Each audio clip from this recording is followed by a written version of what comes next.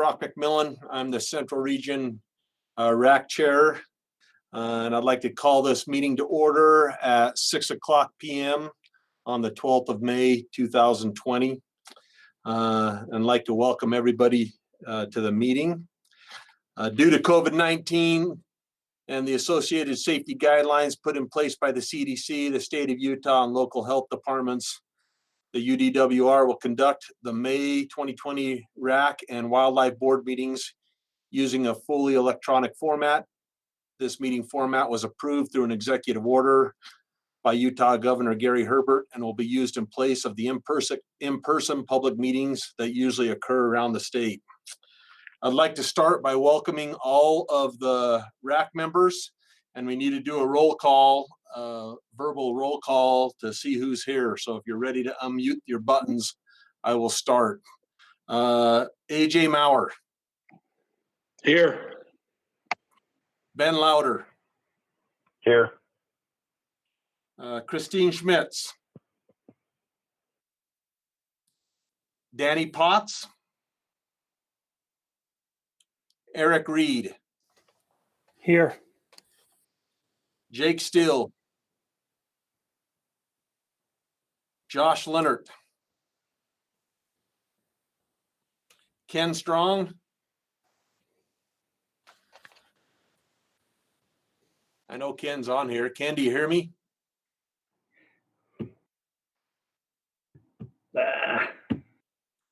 There you are. I see you. I hear you now. Can you say?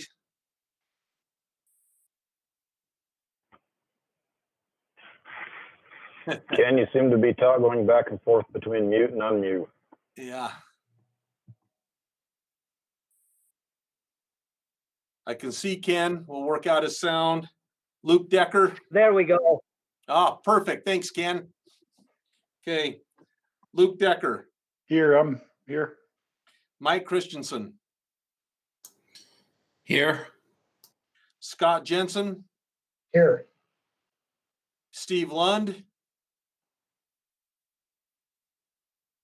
I thought I saw Steve.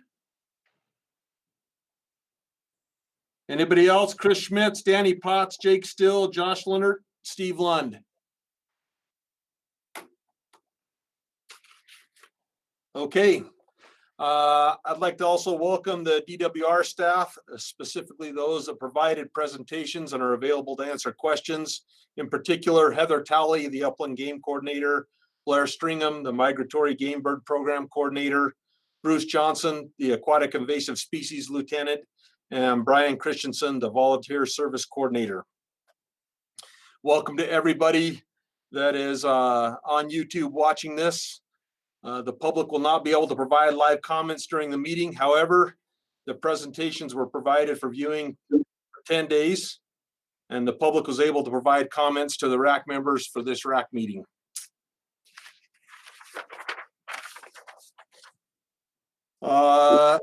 I would like to call for approval of the agenda and the past minutes from somebody. This is Scott. I motion that we approve the electronic minutes for the May 2020 meeting. Thank you. Do I have a second?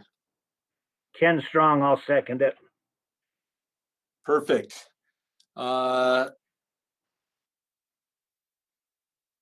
I'm writing down what it is. The motion is to approve the minutes from the April meeting. I need to go through everybody verbally again. AJ Maurer. Yes or no? Yes. Thanks, AJ. Ben Lauder. Yes. Christine Schmitz. Danny Potts. Eric Reed. Yes. Jake Still. Josh Leonard. Ken Strong.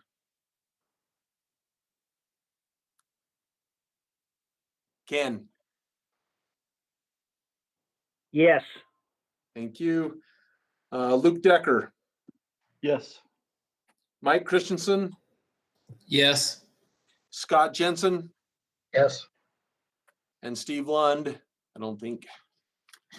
Excellent. Now I'll call for an approval of the agenda. Scott again, I move that we approve the agenda for the May 2020 meeting. Excellent. Do I have a second? Luke Decker, second. Thank you. Here we go again. AJ.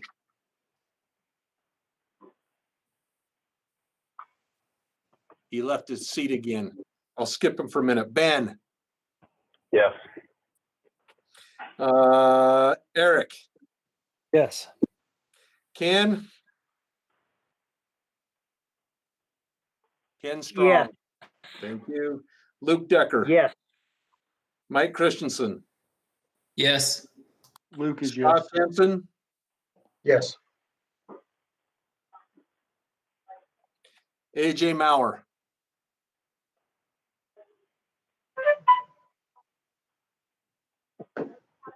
AJ just relogged back in. AJ, do you approve the agenda?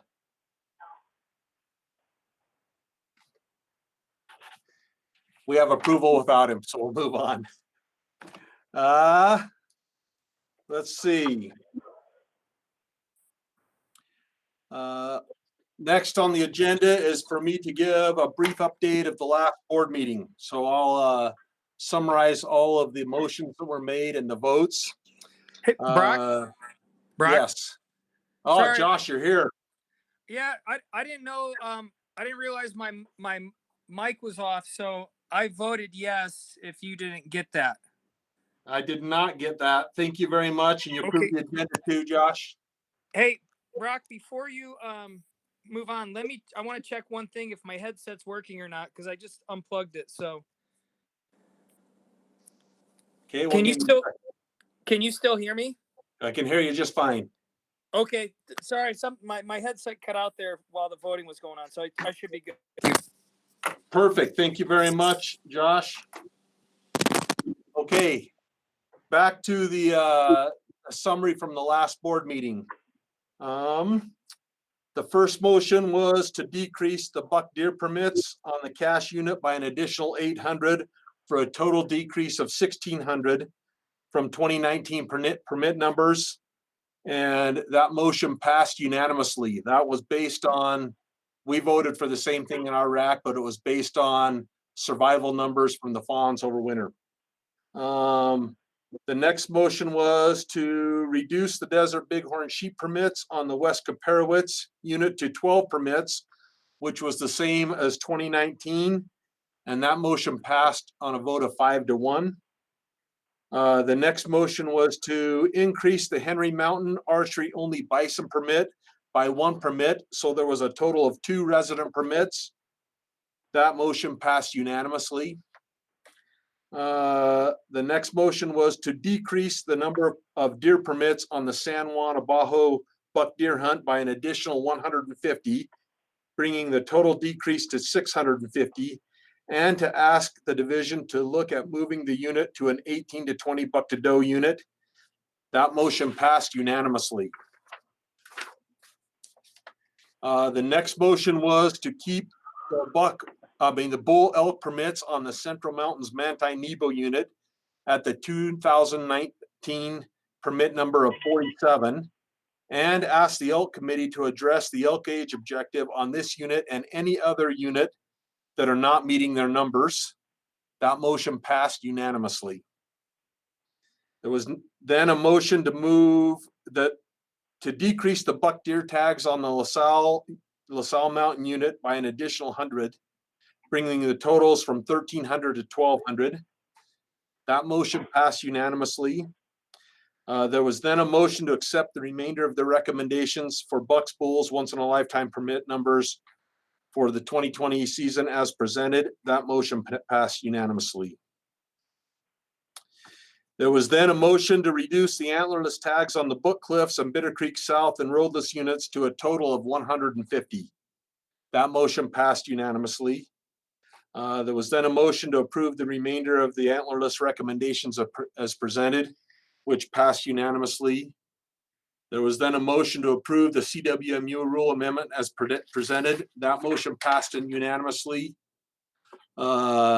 There was then a motion to approve the CWMU antlerless permit recommendations as presented with the presented corrections. And that passed 5 in favor with 1 recusal.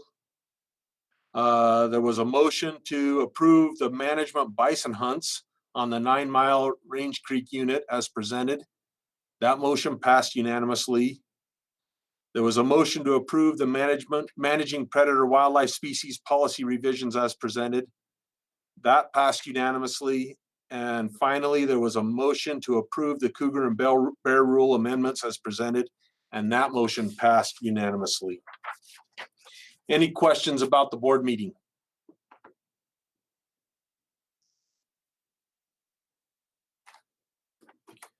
Okay, I'll turn the time over to Jason Vernon for a regional update. All right, thank you, Mr. Chair. I'm Jason Vernon. I'm the Regional Supervisor for the Central Region. Also act as Secretary for this Regional Advisory Council. So just a couple of things, Mr. Chair and RAC members to update on. In our wildlife section, our biologists are finished with the sage grouse let count, and it looks like at the region scale, it was a pretty typical or average year, I guess. A few of the leks were up and a few were down. Some of the more exciting news is the discovery of 2 new leks out on the West Desert. And those were discovered by our district biologist, Jason Robinson. So we're excited to have some more leks and some more birds to be able to count. In our aquatic section, they report it's a great time to fish for white bass at Utah Lake.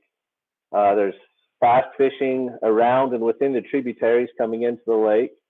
And they've been having a lot of success using a small jig tipped with some worm, curly-tailed jig, and things like a rooster tail spinner. So if you have an opportunity to get down there, there's no limit on the white bass, and they're great in fish tacos as well. But you have to wait till after this meeting. They've also reported voting numbers suggest use on the regional state parks is up 200 to 300%. So if you are headed out to any of these lakes, we just remind everybody to clean, drain, and dry and cooperate with the AIS checkpoint. And we'll be hearing about some of the changes a little bit later that were presented from Lieutenant Johnson. They also stocked about 15,000 2-inch tiger muskie into Jordanelle at the end of April as part of the ongoing implementation of the management plan for that water. They'll also be stocking 7 to 8 inch wipers into Jordanelle here coming up in the near future. And during this COVID-19 experience, I guess we'll call it that, we haven't been stocking the community fisheries. With the recent change to a moderate, we now have support from the local health departments, with the exception of Summit County, to begin stocking those community fisheries. So fish are going in there, and we'd invite people to go out and fish, but we remind them also to remember to social distance themselves and be safe out there. In our outreach section, we're still offering our dedicated hunter service projects, and you can find those online on the DWR webpage. And we continue to monitor the state and national directives for COVID, and I've had to cancel several wildlife events, and that's kind of ongoing. We'll just see what happens going into the future. A couple of the notable ones recently are the Utah Lake Festival that happens in June that has been canceled. And then one that our region really enjoys is the Salem Pond Fishing Day. They're fishing with those kids with disabilities, and that was kind of a heartbreaker. That's been going on for probably 25 years or more. And so that one's been canceled at this point. We look forward to being able to get back on track and get some of these events going again. In our law enforcement, they've been busy out patrolling and checking licenses, and again, they're practicing social distancing and working on making contacts as well. And then finally, in our habitat section, they're finishing up several habitat projects in the next couple of weeks before our fiscal year starts again. our Habitat staff submitted quite a few projects for this fall through the Habitat Council to be considered for funding. And that funding meeting will be held this Thursday, and we're anxious to see what projects get funding and what they'll be doing this next fall and into the winter. So with that, unless there's any questions, that's all I have, Mr. Chair. Thank you, Jason. Any questions for Jason Vernon? Hey, Brock, this is Josh Leonard. Can you hear me okay? Yes, I can. Okay, Jason, I have one question, just mostly out of curiosity. You're talking about the community fisheries program. Depending on what this pandemic's going to do, what does it look like for the division if you have to hold on to that broodstock that you were planning to release for this, spring and summer? Is it going to be a huge financial burden, or are the fish just going to get larger and you release them next year? I mean, what kind of contingency plans have you guys talked about in terms of what to do with those fish you started growing before this all started? That's a great question, Josh, and I'm not certainly a hatchery or aquatics expert, but I know that they can put many of those fish on a maintenance diet and try to keep them relatively at the same size for quite a while. I also think they've talked about stocking different waters throughout the state and finding alternative waters to put those fish in. That's kind of what I know at this point, and I don't think I have anybody from aquatics on the call right now, but I can certainly look into that a little bit more if you'd like some more information on that. Yeah, thanks. It was just more out of curiosity for, thinking ahead. Thanks, Josh. Any other questions? Okay, the first agenda item, or action agenda item, is the Upland Game and Turkey Guidebook and Rule Recommendations. Hopefully each of you had a chance to listen to Heather Talley's presentation on this item. And I think we start by getting public comments from Jason Vernon.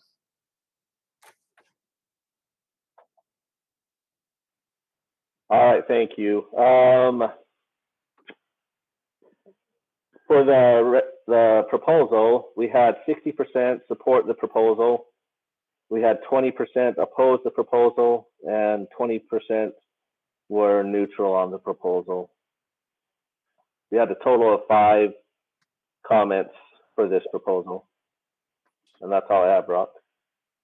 Thanks, Jason. Any particular comments that stood out to you that we should consider? I can look too, I think. Yeah, there was a proposal from Pheasants Forever that you all had an opportunity to review, as well as some comments from Turkey Federation. And I think both of those are things that you had an opportunity to look through and probably could talk about as a council this evening. Excellent. And I also received a letter from SFW. I don't know if everybody received that letter about changing the turkey season dates for the youth hunt. Did everybody get that letter, or just me? I think it came to all of us. Okay, I got it as well. excellent. Okay, questions for Heather Talley?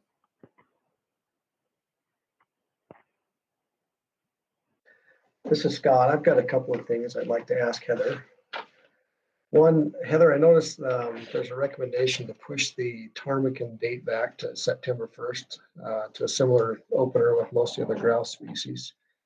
It sounded like the reason for doing that was to give a little more time for the groups to break up a little bit. So I represent public in this group, and I get a lot of comments from archers who would love the opportunity to pluck a grouse when the archery season first opens up. So that recommendation would be actually moving the season date back 2 weeks rather than closer to September. I'm just curious what your thoughts would be. Is there a biological issue or other reasons that we wouldn't want to move the grouse date back to the archery opener? Can you hear me okay? Yes. Great. So first, just to address the ptarmigan, they nest later than most other species, and they 1 week can make a big difference for that brood breakup to occur. And so it's generally been the last Saturday in August that that hunt has began. And so pushing it back to September 1st is just to give those chicks a little bit more time. A lot of times if hunters are in the field, maybe they think they're seeing a covey, which they try to harvest the largest bird out of that covey sometimes, and so they think they're harvesting a male when they could be actually harvesting the brood hen. So those are the hens that we really want to survive and continue to be productive. But this would be, I feel that this season is a bit different than the other. You're also referring to the dusky and ruffed grouse seasons, is that correct? Yes. So the reason for those to start on September 1st is because that is when the majority of brood breakup occurs for those species, and it would be also the same similar situation could happen where archers might think that they see a covey and might tend to select for the largest bird in that area, and that could be the brood hen as well. So that's the biological reason why we've kept the date September 1st, is to allow for that brood breakup to occur and for the chicks to be fully mature and independent. Okay. Other questions for Heather? Heather, I have one. So one of the public comments is why not? For Heather. Oh, go ahead. Go ahead, Ken. I know that we haven't talked about the pheasants and that yet, but I kind of get the idea, Heather, that we're working on getting more youth involved in hunting. Is that correct? And I feel that that's a good assertion, that we always have a lot of R3 programs going on in our outreach section. So yeah, I would agree with that. thank you. Okay, Heather. One of the comments we got is, why can't there be more limited entry turkey tags? And based on your presentation, it looks like there's high hunter satisfaction, low hunter conflict. Everything looks good to allow more of that. What's the reason for not having more? Right. So we utilize a permit calculator that based the harvest and the harvest success from the previous spring. And in that, we also have habitat abundance. We keep all of those triggers that you just mentioned as well. And so then we want to account for if we expect hunters to harvest 20%, keeping above that 20% success rate. We look at those triggers and all of that factors into our permits, and we get an estimated population size, and then with the harvest success, what that estimated number that we would be losing for that year with the recommended permits. So it's all part of the permit calculator that we use. So don't we have turkeys coming out our ears? We do in some areas, exactly. And there are turkeys in places that are causing some human-turkey conflicts. So because of that, we do have a lot of the fall hunts that are a bit more liberal to try to reduce turkeys in those areas. But then we want to allow for growth of turkeys in other areas. Excellent. I have one other question for you, Heather. So I see that you're now going to allow the use of air guns, or that's the proposal. When the air gun guys came to the RAC a year or two ago, the big criticism was that they don't pay a PR tax on air guns. And they said that they would work on getting that tax added to air guns. But I haven't heard a thing about it since then. Has it been added? And are we in favor of that if they're not paying Pittman Robertson on air guns? So it hasn't yet been added at this point, but I believe they have until December with that big game recommendation to go ahead and add that. So we're hoping that that will go ahead and pass. That would be ideal. Other questions for Heather? Hey, Heather, this is Josh Leonard. In regards to your comment before the air guns, I watched the presentation, and I think there were two significant slides that were left out, and that is hunter success in the spring versus hunter success in the fall on turkey. Do you have those? Do you have those charts? Can you show us those? I don't have a graph of the hunter success in the fall, but I can look up what it was this past year. And it is very much increased compared to the hunter success in the spring, because that's how the fall hunts are designed to be a bit easier, because we're trying to reduce populations in those areas.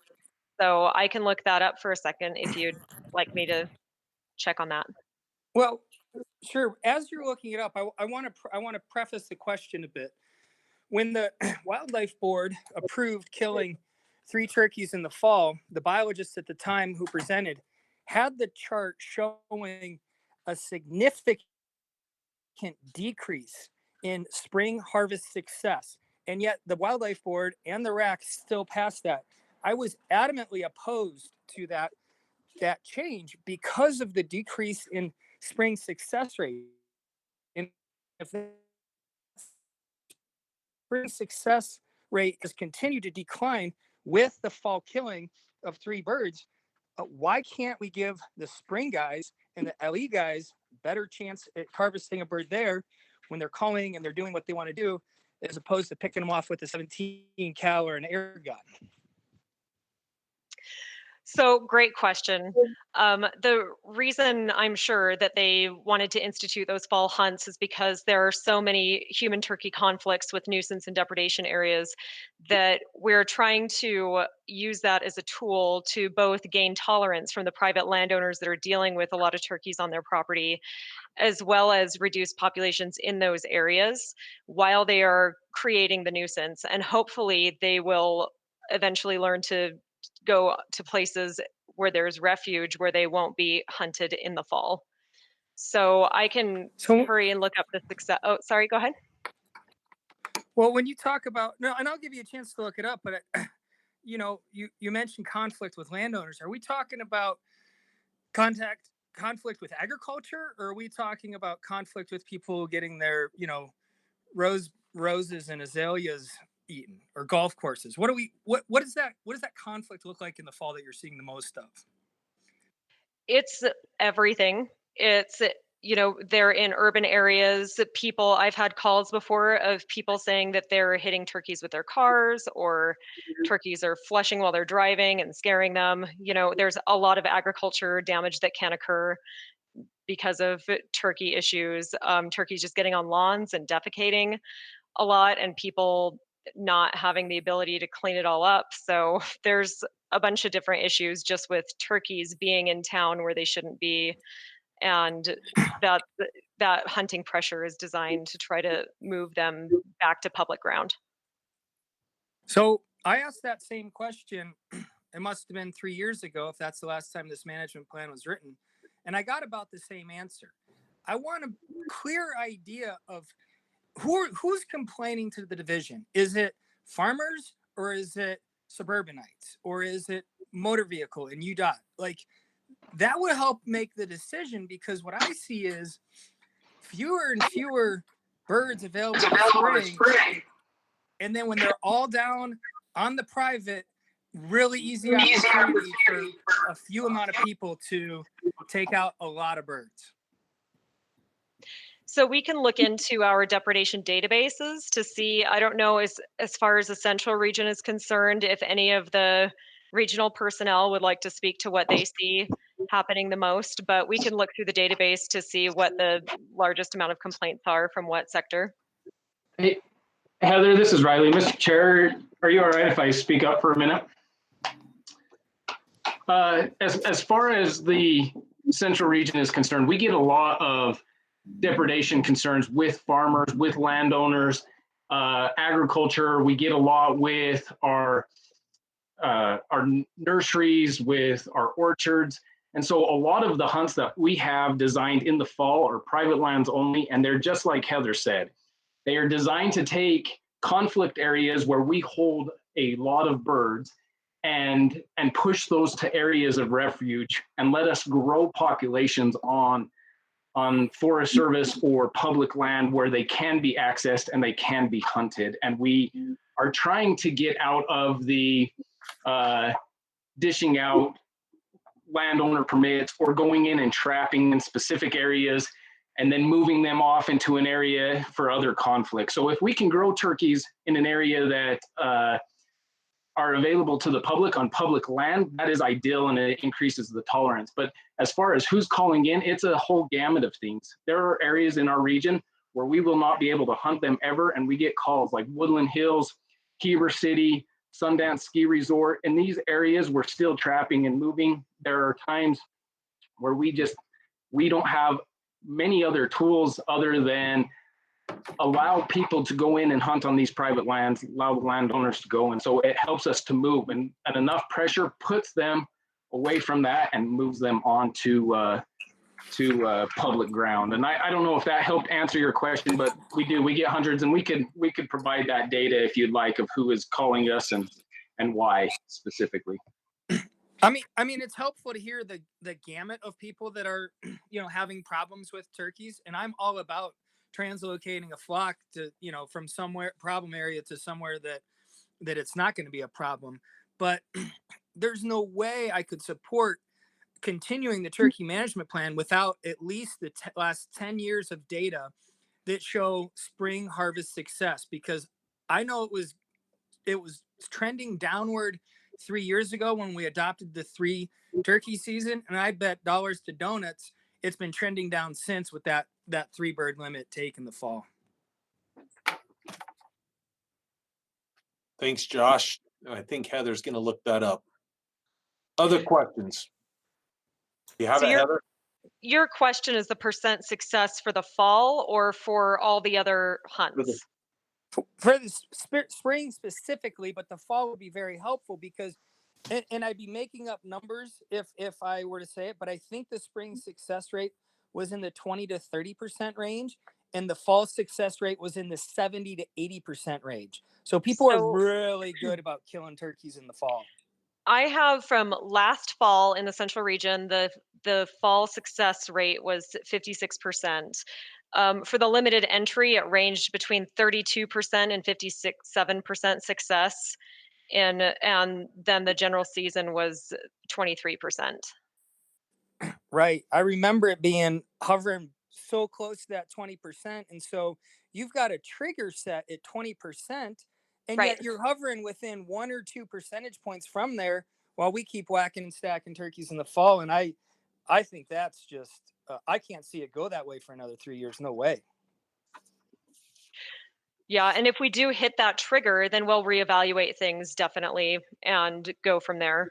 So, but aren't we reevaluating right now for the next management plan? I mean, this is for another 3-year management plan. So it seems like now's the time to evaluate, not 3 years from now when we're down at 15 or 16 or who knows what percent. Right. I'm sorry if I was unclear. What I meant by that is if we do actually hit that trigger, then we will in fact reevaluate that situation. And I can pull up the graph, the trigger graph really quick if you'd like to see that. Mr. Chairman, yeah, that'd be helpful, but this feels like we're getting into comments and discussion, and we're still in the question portion. I have comments I'd love to add to this discussion, but I don't feel like it's appropriate right now. I think that if I may, I'd recommend we move on to additional questions and then revisit this when it's time for discussion. I completely agree with Ben. If you have specific questions, that's great. Otherwise, let's save our arguments for a minute. Thanks for the reminder. Mr. Chair, I have a question. Go ahead, Mike. In the presentation, it said that we want to pass the air weaponry to make it more uniform. What other species do we allow air guns? I know we allow an air bow, but what other species do we allow air guns to be used on?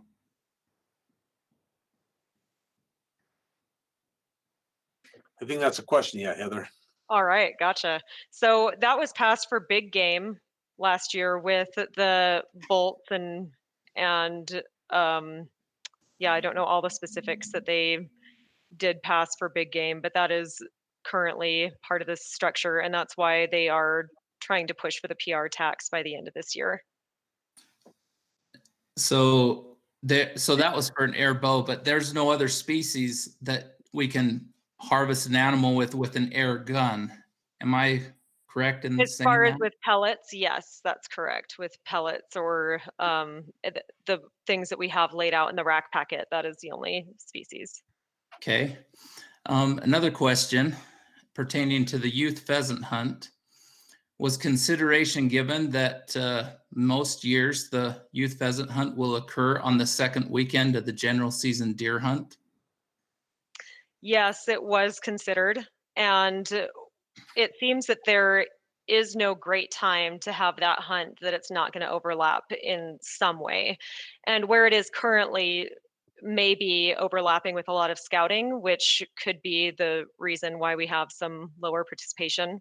But just trying to move things to see if we can get some greater utilization of that hunt is the goal. So is the goal of that movement to get greater participation, or is that for pheasant survival? That's for greater participation of that youth hunt. Okay. And then did you receive the comments about Pheasants Forever with their punch card? I did. What's your opinion on that?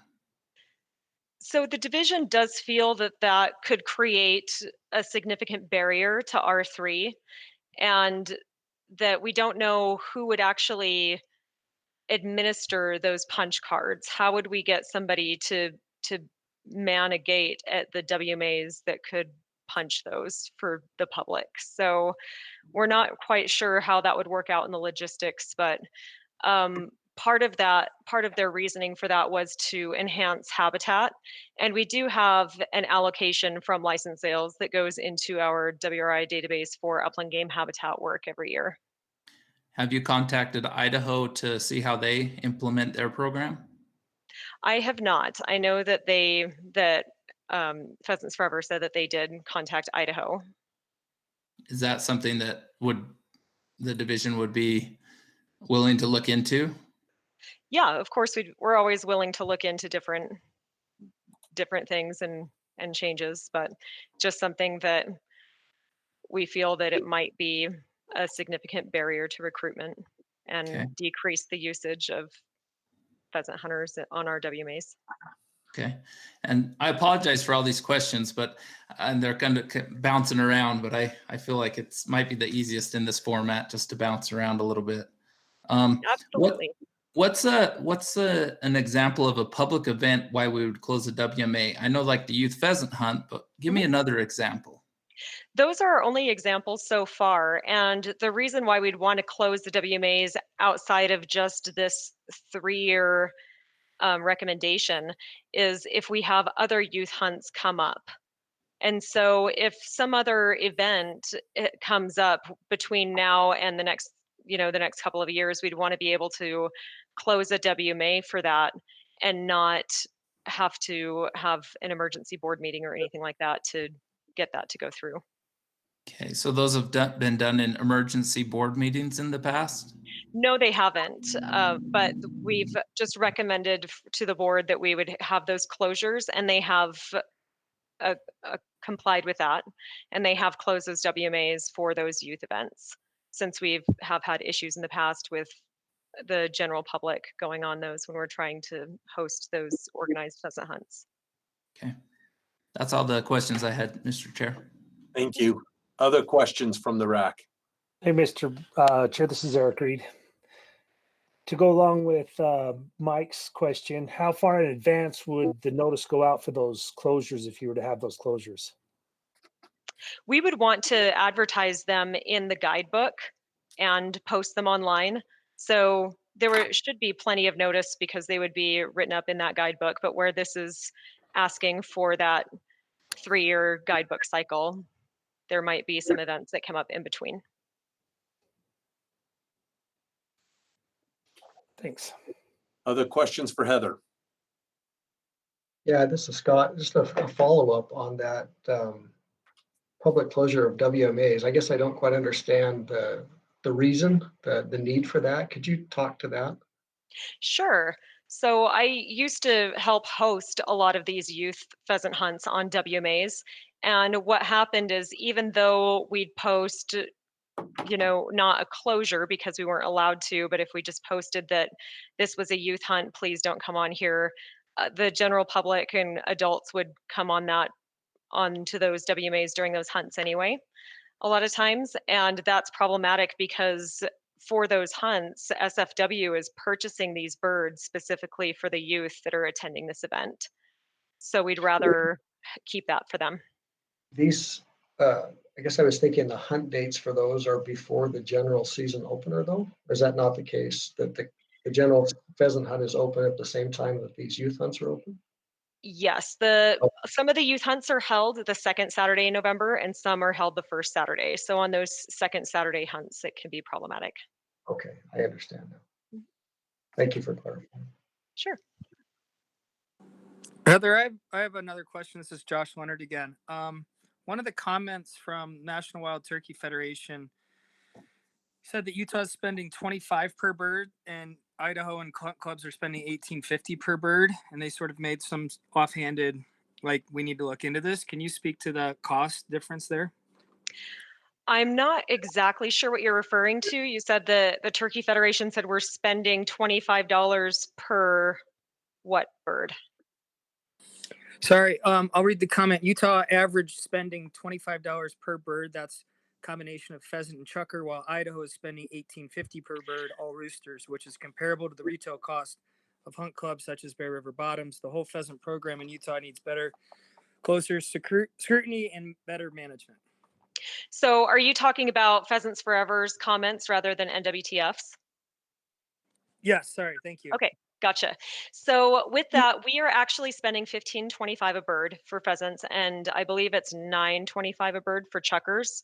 So I don't know exactly where that amount was derived from. It may have been that they asked for a total of the amount for a contract that we've had for 5 years. So I could see if that was taken as we were paying that amount for just through the 4 years, that maybe that made the price seem artificially high. But those are our actual prices per bird. Great, thank you. Mm-hmm. Any other comments or questions, not comments? Okay, thank you, Heather. Now it's time for comments from the RAC.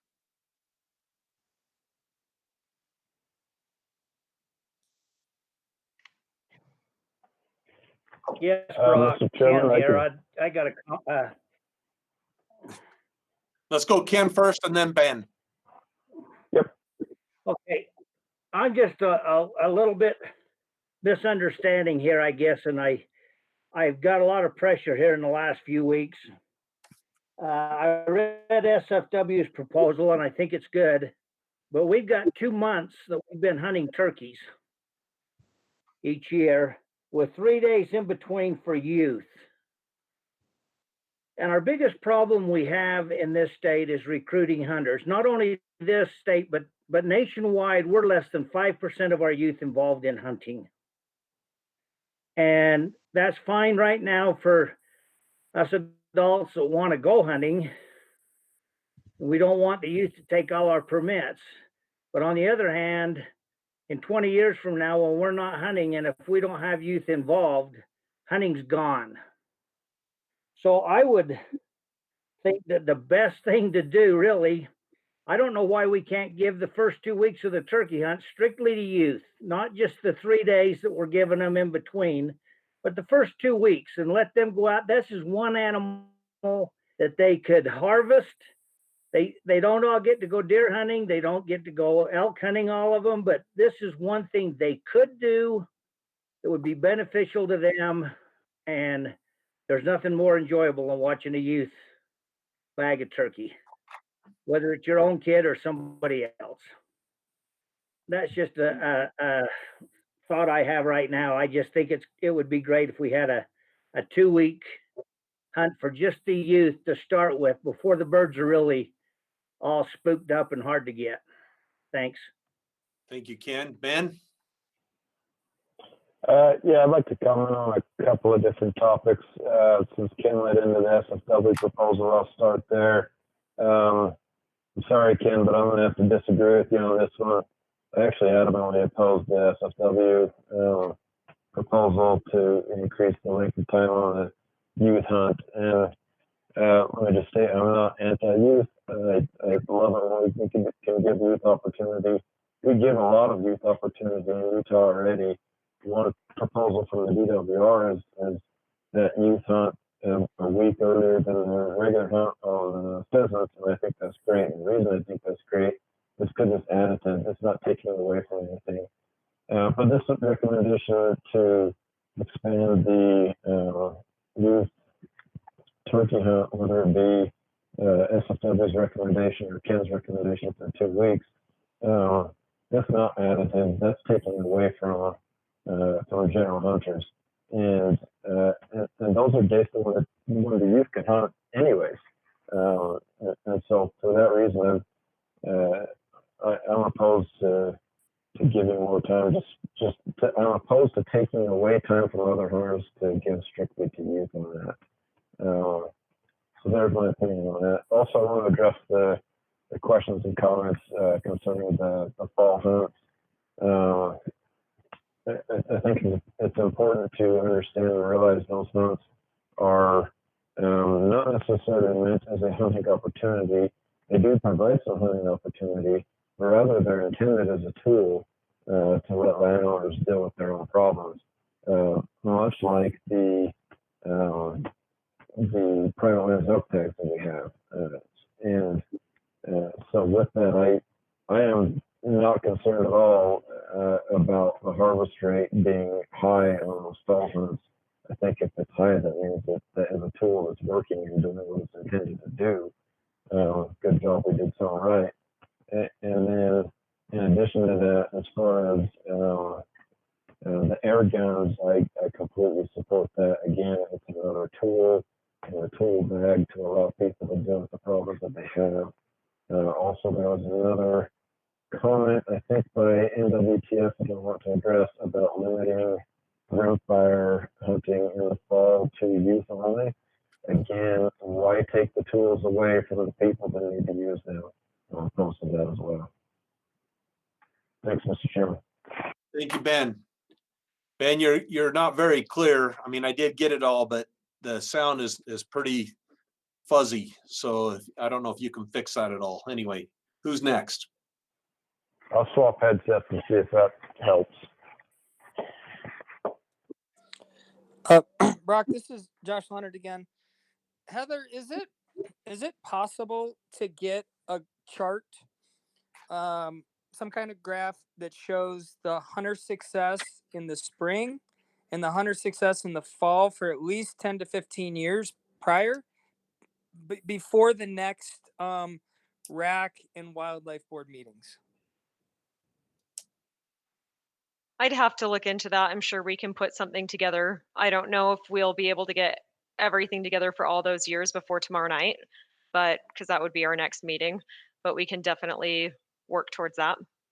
Who was the biologist that would have presented 3 years ago? Because that whoever that was, I know has that information. They showed that, and I raised the point because I was so disheartened to see it pass then, and I'd be so disheartened to see it pass again now. And to speak to Ben's point, I agree it is a tool, but we don't have a comprehensive sense right now with the data we've been presented to be able to make the call to say, yeah, it's working correctly as a tool. And so without a larger time horizon than last year's data, we really don't know where we are with turkeys, and to extend it 3 years would be completely misguided in my opinion.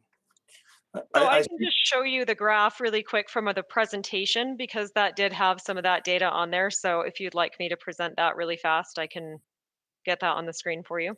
Yeah, that'd be great. Let's do that. And then I see Jason Robinson's on this meeting.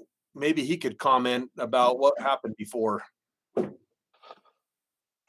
So this is Jason Robinson. I was the Upland Game Coordinator prior to Heather, before I came to the region. And so what we do have some of that data that's Heather showing there. So one of the things you're talking about going back a number of years, 2010 was the first year that we went with the over-the-counter permits. And then it was 2013 when we went to a fall hunt. So that's the data set that we have available to us. And if you look at the success rate on the over-the-counter, we've basically, since the first year going over the counter, we've never dipped below that 20% success rate. So, which is the goal of the over the counter, or the original goal. Even as we've implemented fall hunts over the course of the last few years, we still have been able to maintain that quality both on the limited entry and on the over the counter hunts. And so, you know, one of the comments Ben made was, it's working. The design of the fall hunts were to reduce populations where they needed to be reduced and allow landowners to either do it themselves or family members. And that's why the 3 permit. The other thing we've got to talk about when you're talking about success rates is the number of permits and hunters out there as well. And so, you know, our over-the-counter season has a lot of hunters, where the fall hunt doesn't have nearly the hunters. You know, when we were first rolling this out, we only had a few hundred hunters, and they're able to harvest males and females, where a spring hunter can only harvest, you know, of the 100 birds out there, they can harvest 10 of them, where a fall hunter could harvest any one of those 100 birds. So that's one of the things we've got to keep in mind as we're talking about success rates, and comparing really apples and oranges when you're talking about spring hunts and fall hunts. Thank you, Jason, and thank you, Heather, for putting this graph up. I think this addresses a lot of your question, Josh. It does. I do have a quick follow-up though. Jason, can you speak to the 20% trigger? How did that trigger get set at 20%? Why isn't it 25? Why isn't it 30? So that was through a committee that originally met prior to the 2010 when we went over the counter. So that was one of the original triggers. Basically, like most of these things, you know, why isn't it 19% versus 21%? That's what a committee that met together. We had a lot of meetings over the course of almost a year to kind of come up with a number. We also looked at, you know, crowding and hunter satisfaction as well, that were all, and so that was through a committee to kind of set those criteria. Thank you, Jason. All right, last one. I promise I'll holster my weapon. We'll see. Well, for now at least. No, really, one of the comments, and again, you can tell that of the entire RAC meeting, this was the one issue that for me, it was a problem 3 years ago. It's continued to be a problem. The feedback that I hear from friends and people involved in our organization, and from just even looking at the public comments, is we can get a lot more limited entry tags out there. And also, I think we can increase spring harvest success. One of the comments said, is it feasible to allow fall hunting only for jakes and hens and let those big gobblers go so that they're around in the spring to shoot? I mean, that might be a very equitable solution. If I've heard one. Enforcement might be hard, but I liked it when I heard it.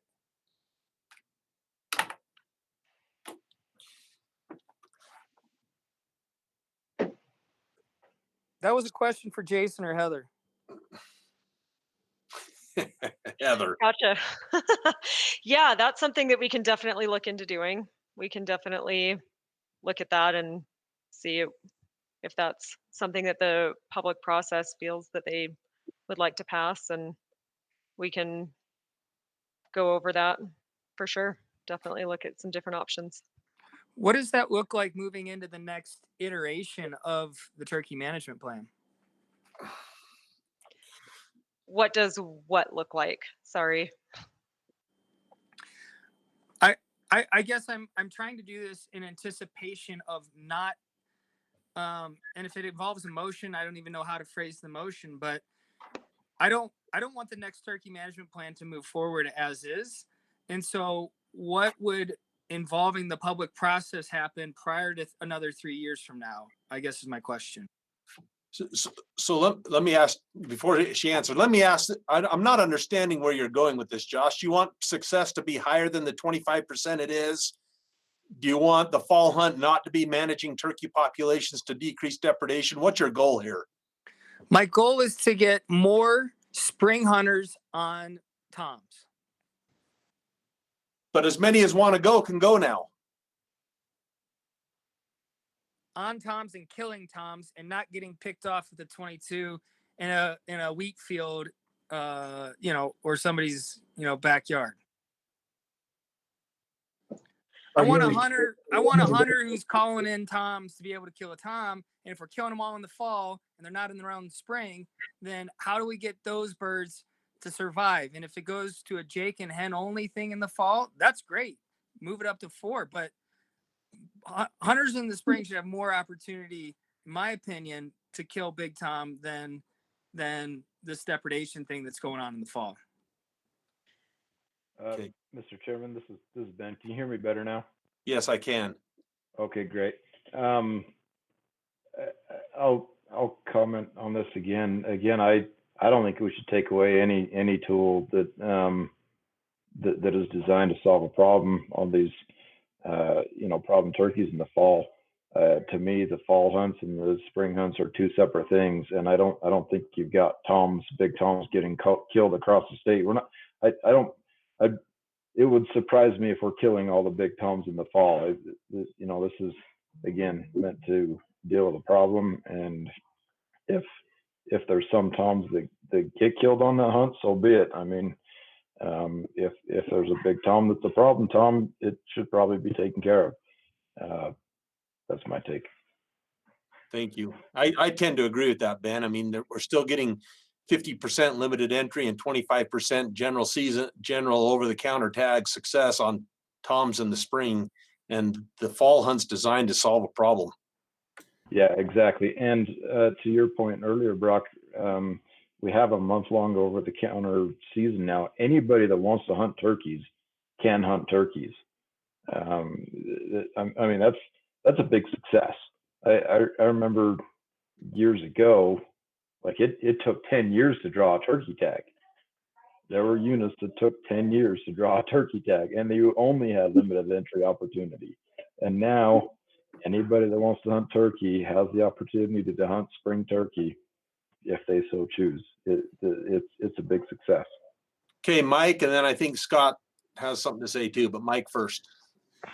Okay, to go along with this conversation, I tend to agree that it should be a management tool, but I think it's being mismanaged under the current system. When fall turkey hunts were first implemented, they were for small areas that were designed to be precision and precise to take out problem turkeys. Now, I can attest personally, firsthand, that many turkeys are being killed on the fall hunts that summer and spring on public lands, but winter on range lands. They're not problem turkeys. But a range, whoever owns the range can go in and decimate these turkey populations. And so hunters aren't seeing those back up on the public lands.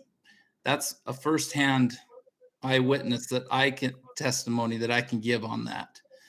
When, words have been used that we're trying to pressure these turkeys so they'll leave these areas and move back onto public lands where we can have them. The problem with it is if you shoot a turkey with a 22 from 100 yards, the whole flock sits there. They're not getting pressured off of the private lands onto public. They're simply being killed and in a way slaughtered. I've personally watched, I think it was 4 guys, they had 3 tags each, 12 turkeys, that was almost the whole flock in cedar rangeland were killed, and those birds would have been on public land during the spring. So I think that the fall hunts need to go back to where they're where there's more precision given to deal with depredating turkeys, because we can't kill them off of people's backyards. we can't shoot them out of the road. If a turkey gets hit on the road, I mean, we're not going in and shooting all the deer. So, because a few does get hit on the road, right? I mean, I think we need to draw it back a little bit and address depredating turkeys, not turkeys across the board. Because as it said, some areas are up and some areas are down. And if an area is down, it shouldn't have turkeys being killed in it. And then the other thing is, going along with that, is the air guns. The National Turkey Federation asked that we not pass that, and I tend to lean with them. It is a tool for the toolbox, but we can't legally shoot turkeys in residential areas where that tool would be most beneficial to be used. We have plenty of tools to kill turkeys. And until air guns are placed on the same level as other guns where they have to pay taxes and give back also, then I tend to be against the air gun side of things. So I have some other comments, but I don't want to, maybe, Mr. Chair, maybe we address the turkey issue first and then we go on to those other issues, because so they don't get muddled and lost. But that's just kind of an opinion. That's fine with me. Other comments on turkeys?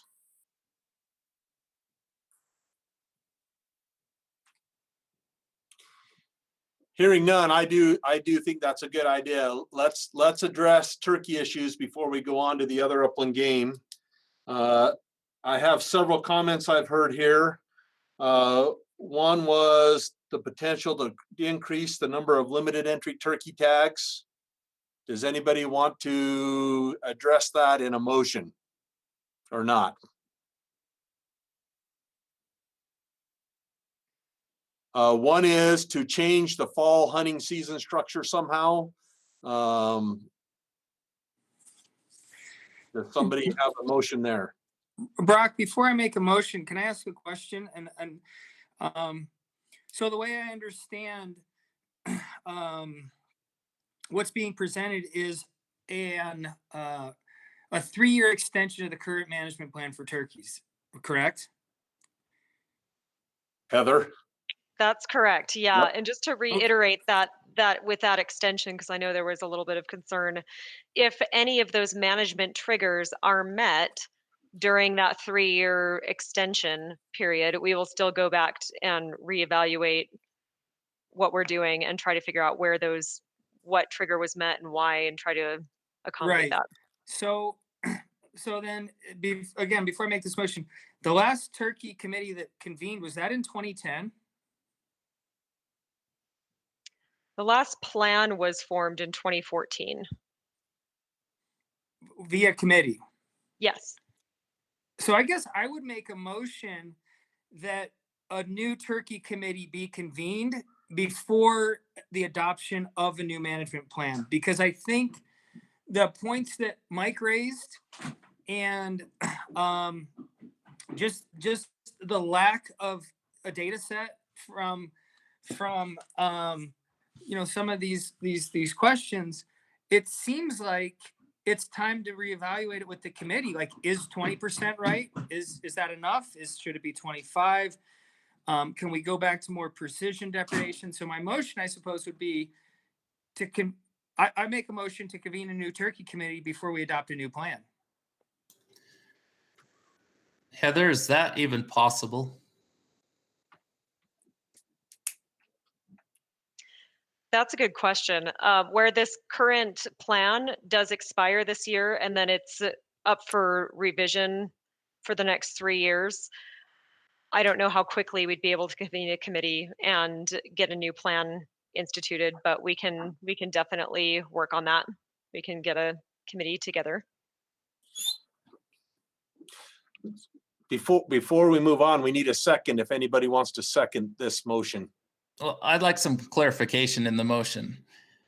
We have a turkey plan, that's how we manage turkeys. And what we're looking at tonight is the guidebook on how we hunt turkeys. So are we talking about changing the guidebook, the 3-year guidebook, or the turkey plan?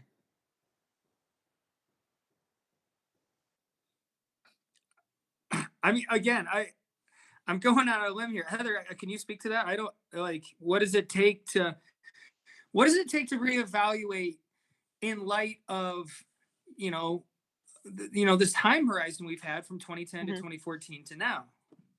So we could just do an extension for 1 year, and that way we'd have a committee convened and get a new management plan proposed within that 1 year time frame, if that's something that would be more amenable to the RAC and board. I think that sounds great. Brock, if I can, I'd like to withdraw my original motion and amend it to say, I would support a 1 year extension at the end of which a new turkey committee is convened and determine a new management plan. I'm writing this down. So your motion is to have a 1 year extension of the current guidebook while we convene a turkey committee and develop a new plan. Yes. Point of clarification, Heather. With the deer and elk, there's a set time frame that the management plan is in place. Is there a set time frame for turkeys? Yeah, so the set time frame was for this year from 2014 to 2020, and then for it to be either convene a committee and implement a new management plan or provide the 3 year extension. So we would just continue to operate under this current management plan until the new one is convened and implemented.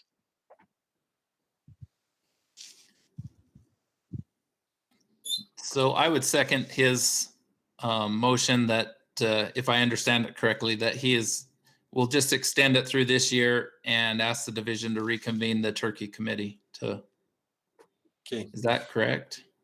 So yes, that's the motion. And second is that we extend the current plan for 1 year or guidebook for 1 year and ask the division to reconvene a committee and develop a new turkey plan by next year. We can discuss this now. I guess my opinion is give them 3 years to do it.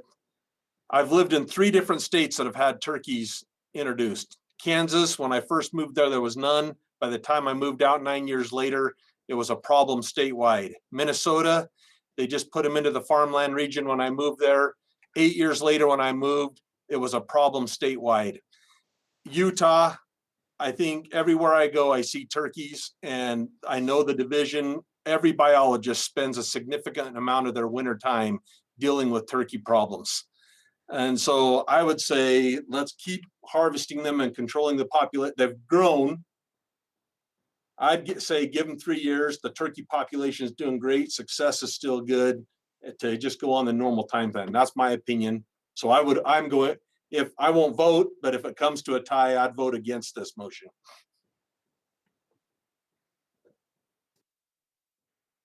Mr. Chairman, so if I understand correctly, the DWR is recommending a 3 year extension because they don't see a need to revise the plan at this point. That's correct. Is that correct, Heather? Okay, thank you. Yes, sorry about that. No, you're fine. Thank you. Okay, so the motion then is because there's a belief that we should rewrite the plan. And so help me understand what, from those who are in support of rewriting the new plan next year, why do we need a new plan earlier than in 3 years? So I'm not in favor of maybe rewriting a new plan. I think those words are rather over the top. We don't rewrite a whole new mule deer plan or elk plan. We revisit it. We look at ways to tweak it that could be better.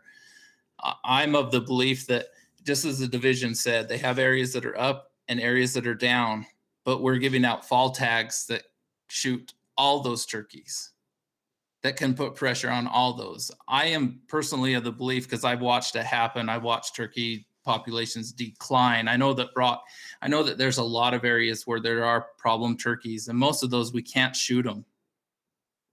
I mean, we just can't. But so turkeys get shot where we can shoot them. And if they're getting over harvested on the fall hunt's my concern. I like the fall hunt. We've killed turkeys on it. I would be more, I would just like them to look into that. Maybe be more precise on how they kill them. So not rewrite the whole plan, but you know, look at it, look at different options. That's just what I think. So. Okay. Other comments on this motion? Mr. Chair, if I might just break in here for a second. I just wanted to clarify that motion. What I'm hearing or what I'm seeing is that the council wants to ask the DWR to reconvene the committee. I think it might be the better way to go to, or maybe consider, I think the Wildlife Board actually has the authority to ask the DWR to reconvene the committee and not necessarily this council. So maybe clarify the motion as to which body is asking or directing the DWR to reconvene the turkey committee. So that's fine. Semantics, that's a friendly amendment. Josh asked the Wildlife Board to reconvene the committee before voting. Yup. And maybe we could have Marty. I just want to make sure that it's all clear. I know Marty's on here, and maybe if he wants to weigh in, or if we're in a good spot, that's fine.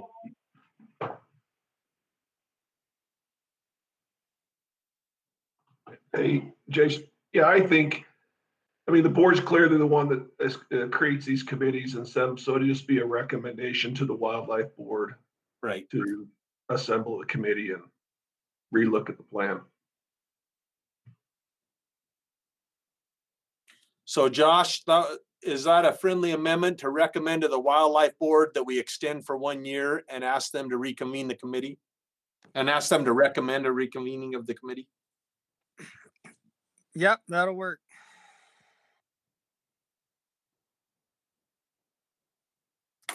Any other comments? Okay, let's have a vote. Yes, if the vote of yes is to ask the Wildlife Board to consider reconvening the turkey committee and extend the current plan for 1 year. No is go to the 3, keep it as recommended at 3 years. AJ Maurer. No. Ben Louder. No. Chris Smits, Danny Potts, Eric Reed. Jake Steele. Hey, Brock, this is Eric. No. Oh, yeah. What did you vote, Eric? No. Okay. No. Josh. Leonard. Yes. Ken Strong. No. Luke Decker. No. Mike Christensen. Yes. Scott Jensen. Yes. And is Steve Lund here? So the motion fails 5-3. Okay. Other things that I have on my list of it would be to change the youth hunt to start on, or change the youth hunt to start on the last Friday. It's currently Friday through Sunday, the last Friday of April through Sunday. And the recommendation from SFW was to change it to Monday to Sunday. So add 4 days to it. Anybody want to address that?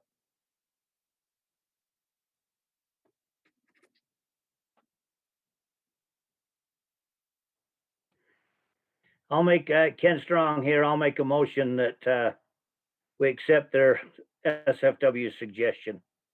So Ken has made a motion that we recommend changing the youth hunt from Friday to Sunday to Monday to Sunday. Is there a second?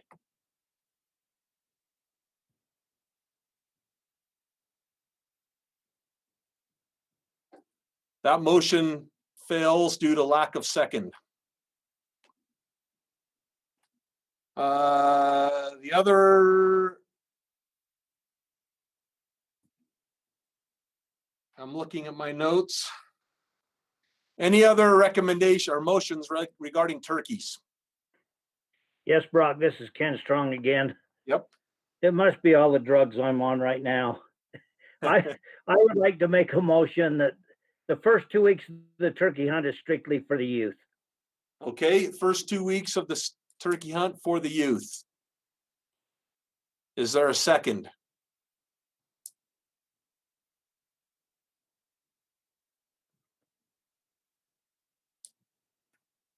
That motion dies due to lack of a second. Other motions related to turkeys.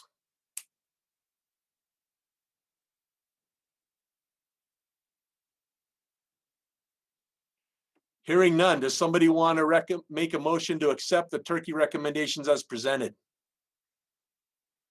I'll make that motion, Mr. Chairman. Ben Louder. Okay, Now, that's just regarding the turkey recommendations in this portion of the recommendations, correct? that's correct. So Ben Louder has made a motion to accept the turkey recommendations as presented by Heather and the division. This is Scott. I'll second that. Okay. Discussion. Before you call a vote, one item that got raised that kind of fell by the wayside was the possibility, recommending that the division look at the possibility of harvesting hens and jakes only. Is that, can I throw that out there before you call a vote and turkeys go away? So I believe, Marty might have to answer this, but I believe once a second's been given, unless the person that made the motion, Ben, is open to a friendly amendment, we have to address the motion on the table first. Ben, would you be open to a friendly amendment? No, not that amendment. Yeah. So now this motion's on the table. We have to, the only way to address that, Josh, would be to vote against this motion and then have your motion. Okay, thank you. Any other discussion? Okay, let's vote. AJ Mauer. Yes. Yes. The motion is, let me reiterate the motion. The motion is to accept the turkey recommendations as presented by the division. Ben Louder. Yes. Eric Reed. Yes. Josh Leonard. No. Ken Strong. Yes. Luke Decker. Yes. Mike Christensen. Yes. Scott Jensen. Yes. Passes 7-1. Okay. The rest of the Upland game, the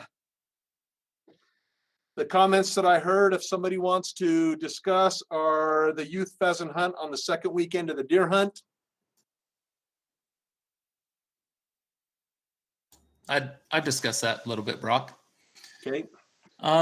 So we talk about youth recruitment all the time, and I don't know why, but it bothers me that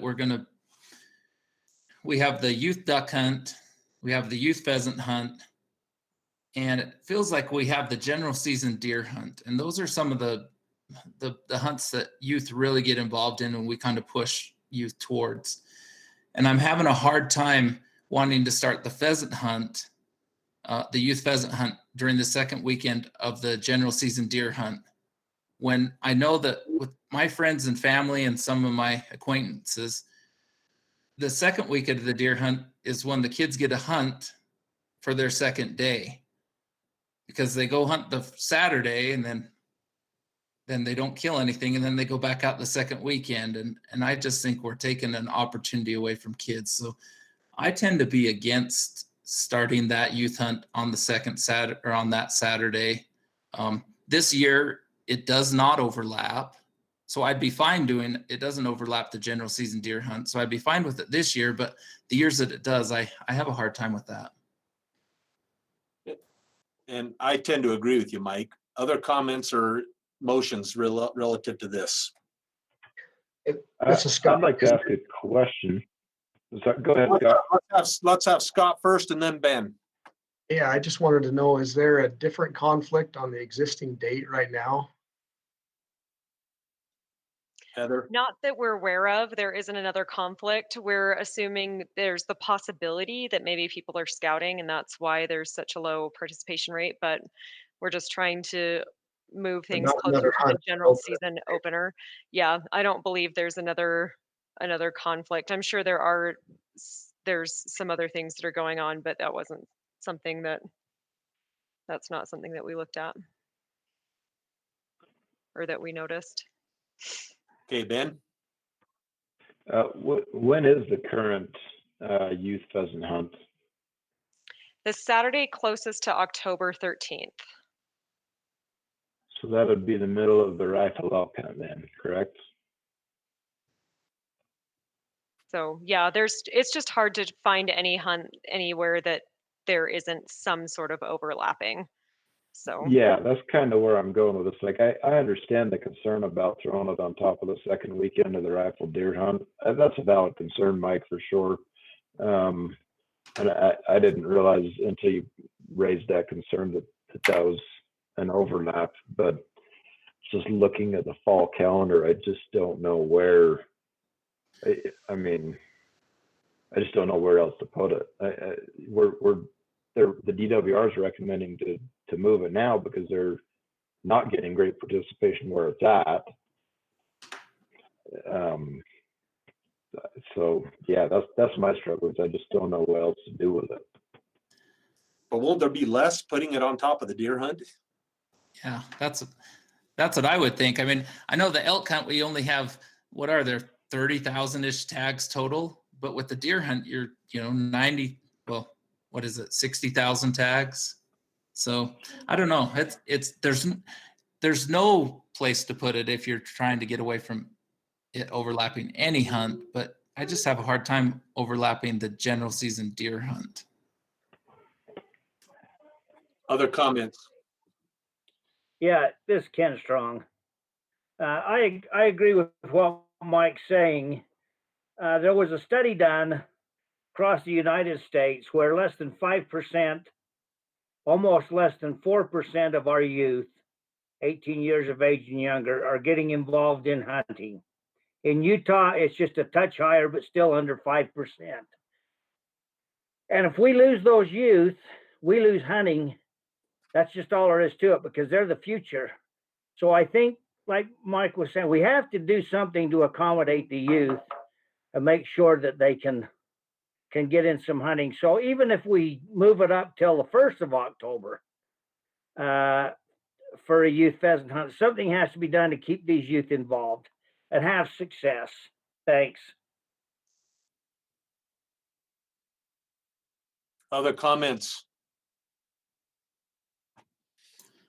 Sorry to belabor this point, but Heather, you mentioned that you want to close WMAs too, because you'll have youth hunts in the first week of November and the second week of November. What, I guess those are different hunts than the youth hunt that we're discussing right now, the end of October? The youth hunt that we're discussing right now is the statewide youth hunt. That's just a statewide hunt with youth season days, just like we're talking about the youth turkey hunt. It's the same type of concept. And where it's been underutilized, and it's possible that where our main focus is recruitment, that possibly those youth that would be attending that hunt may not be already hunting deer. So there is that possibility there. But yeah, as far as the closure of the WMAs for public events, that is something that we would ask for so that we could accommodate those organized hunts. So Yeah.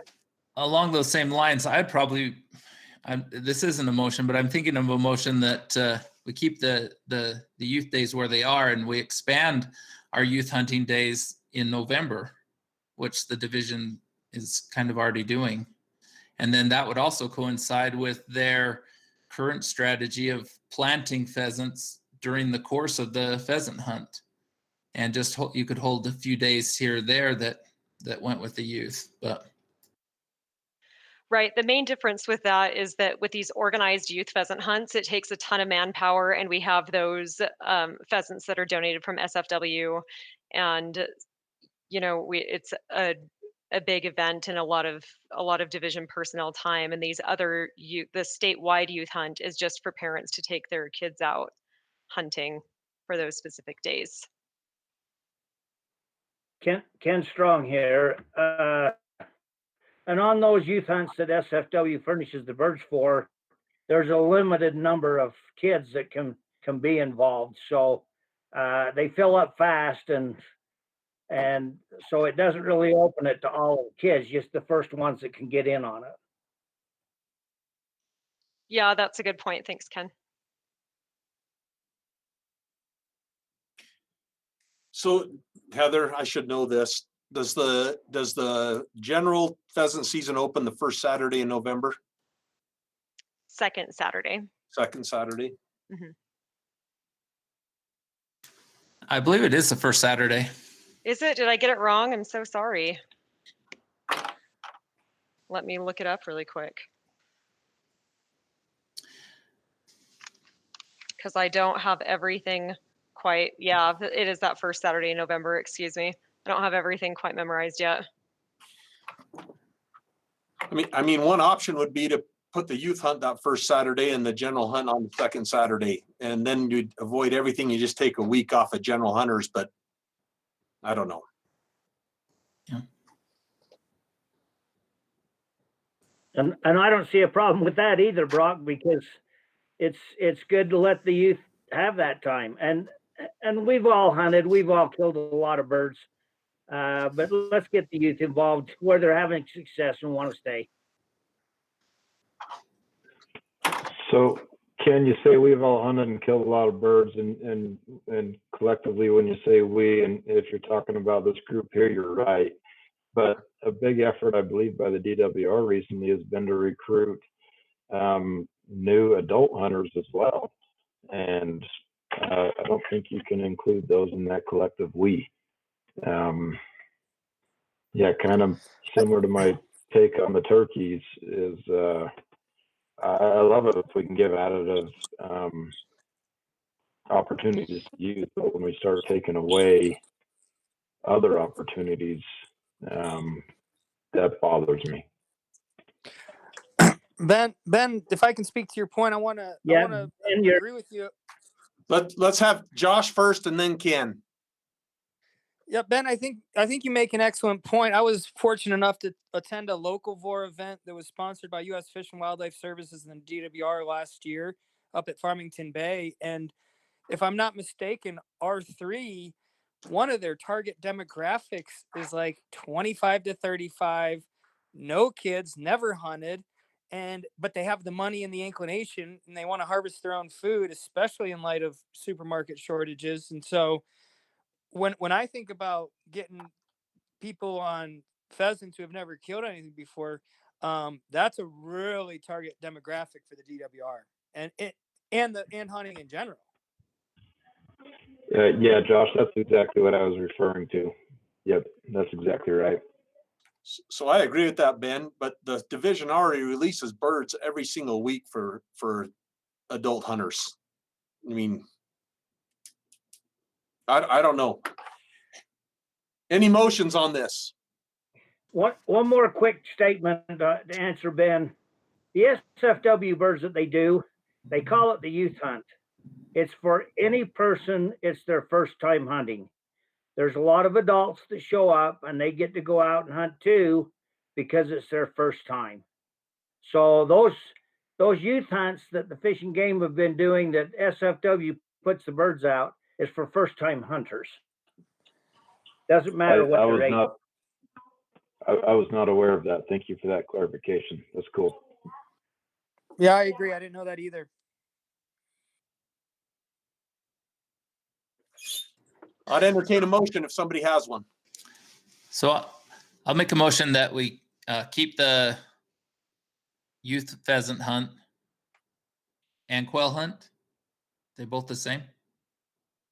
Youth pheasant and quail hunt at the current dates of closest to the, what Saturday was it? 13th of October. 12th, 13th. Okay, do we have a second on that motion? This is Scott. Go ahead, Scott. I'll second that. Okay, let me write this down.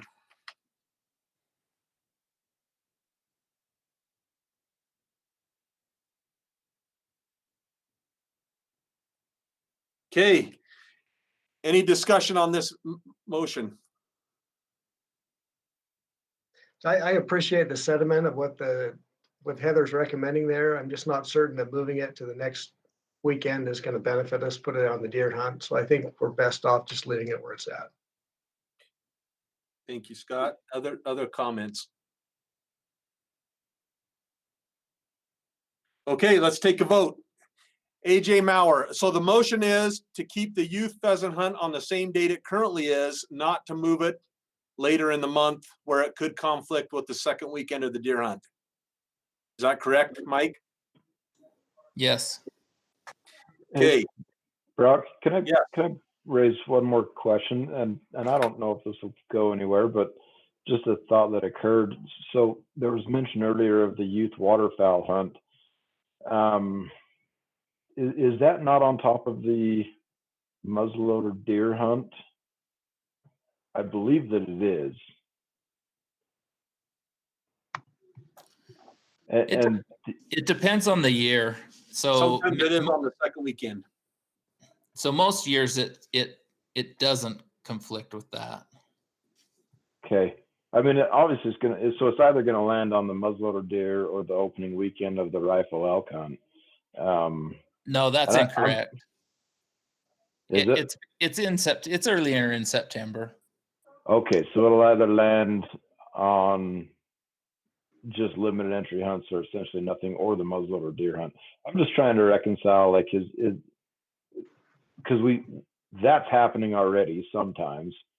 I'm just trying to reconcile whether or not we see, what kind of participation we see when that occurs, and how that impacts it.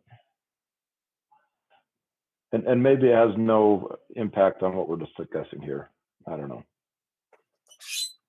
That's a good thought, though, Ben. It might happen on other hunts. Yeah, I mean, but I would say that 25% of hunters get a muzzleloader tag at best, 50% get rifle tags. Sure. That's my only thought. Ben makes a good point, but that's why I have concerns. Any other discussion on the motion?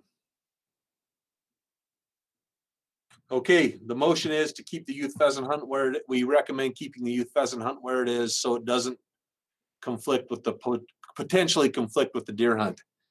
AJ Maurer. Yes. Ben Louder. Yes. Eric Reed. Yes. Jake Steele. Oh, never mind. Josh Leonard. Yes. Ken Strong.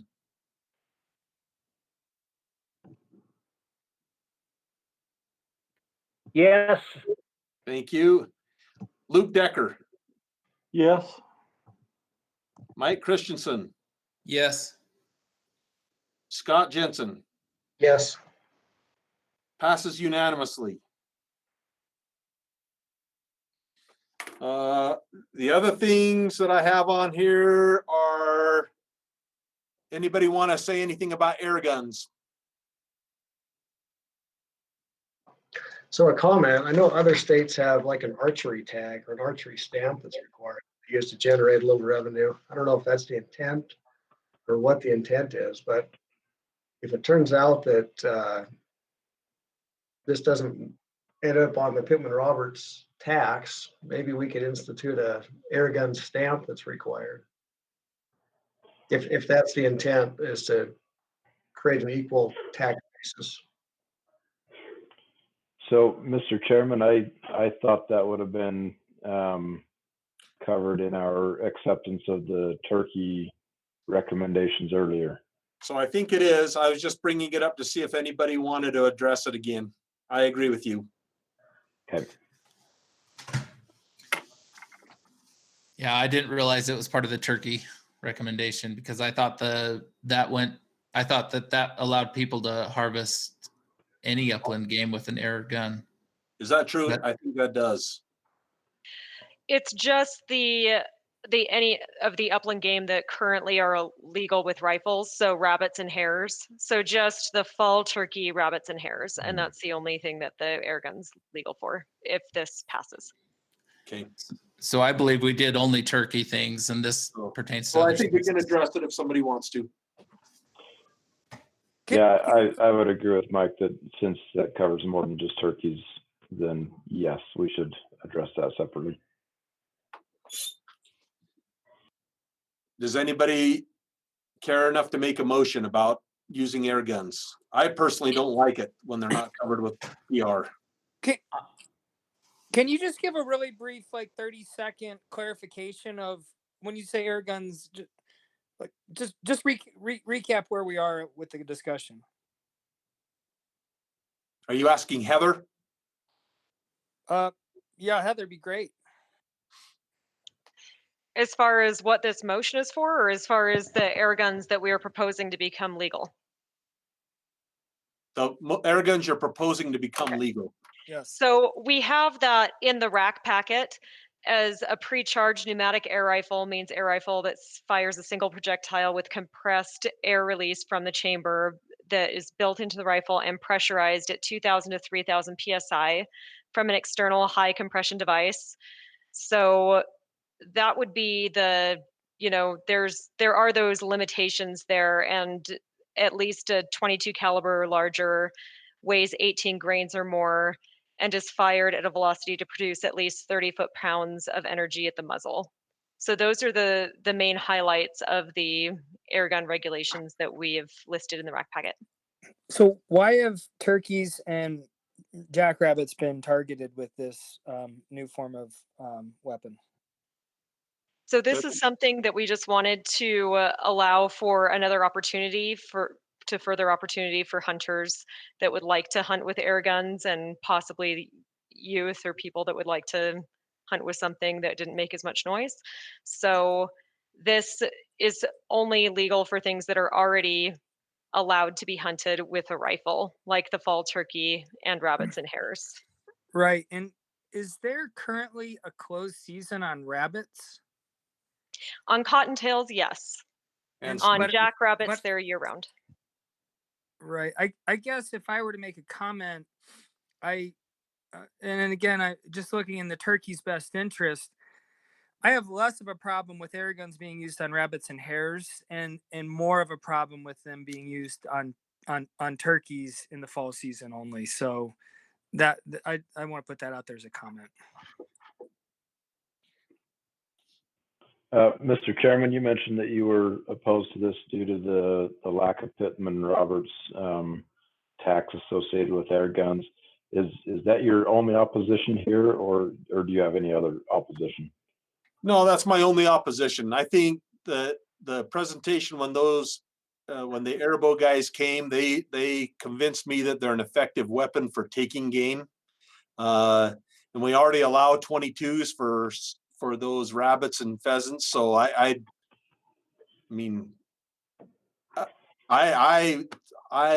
see what Pittman-Robertson does for wildlife management in the United States, and I think that if you have a pellet gun, you might as well have a 22. So you might as well be helping wildlife management, is my opinion, and that's my only concern. Yes. Yeah, and I agree with that. I think that's a very fair and valid concern. And what we've heard from Heather is that they're working towards that. Correct, Heather? To including PR tax on air rifles. Yes, the rifles themselves have, the air gun manufacturers have applied to pay the PR tax, and their ammunition does cover, besides the pellets, but the bolts and arrows and everything is covered. Okay. Brock, I wonder if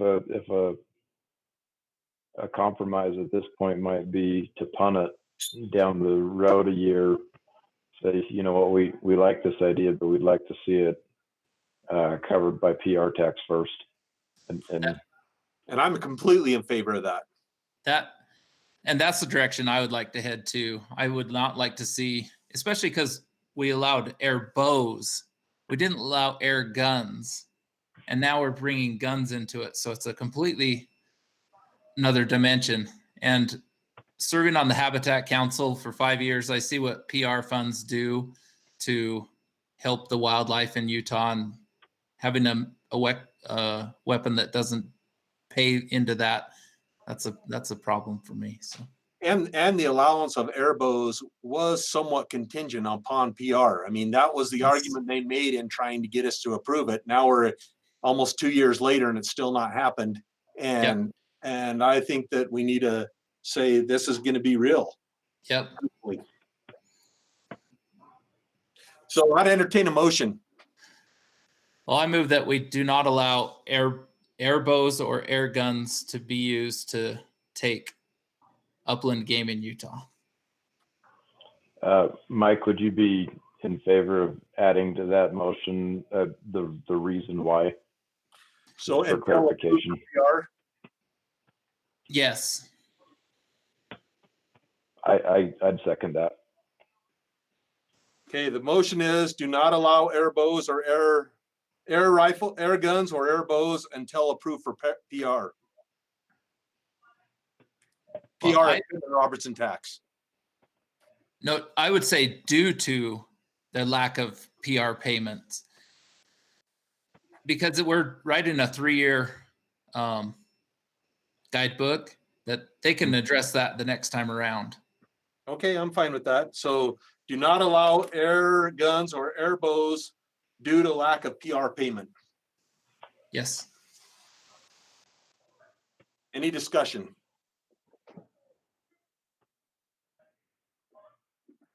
Okay, I'll call roll. AJ Maurer. Yes. Ben Louder. Yes. Eric Reed. Yes. Josh Leonard. Yes. Ken Strong. Yes.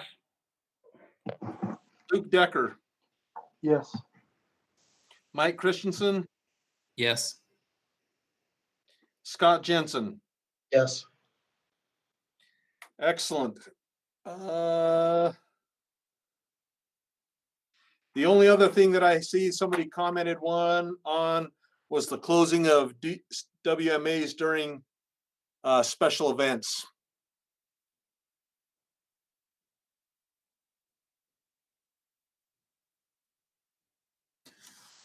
For me, I like the idea of this. I don't know why it has to be a blanket statement, because they do have to put it in the guidebook, as was stated, and the Wildlife Board has to pass that. So I don't know why we have to just kind of give them a blank check to do that, but it's probably neither here nor there. But Okay. Does anybody have anything else?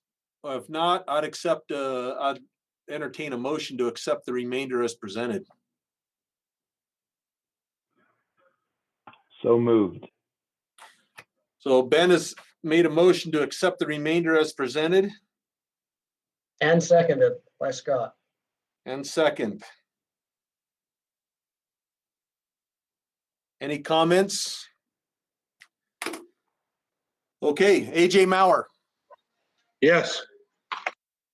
Ben Louder. Yes. Eric Reed. Yes.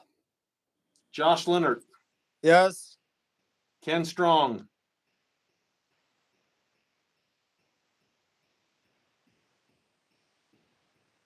Ken. You can nod your head. Yes. Thank you. Luke Decker, Yes. Mike Christensen, Yes. Scott Jensen. Yes. All righty, done with the first item. The next item on the agenda is the Migratory Upland Game Recommendations and Swan Rule Amendments. That presentation was given by Blair Stringham. Turn the time over to Jason Vernon for the public comments.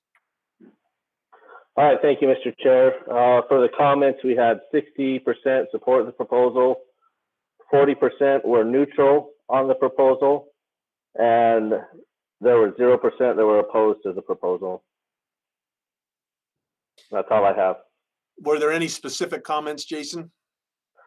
Not, that's a good question, not that I can recall. Okay, thank you. Any questions for Blair?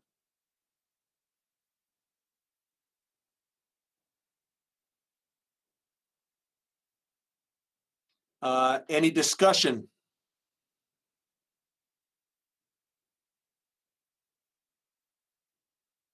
I would entertain a motion.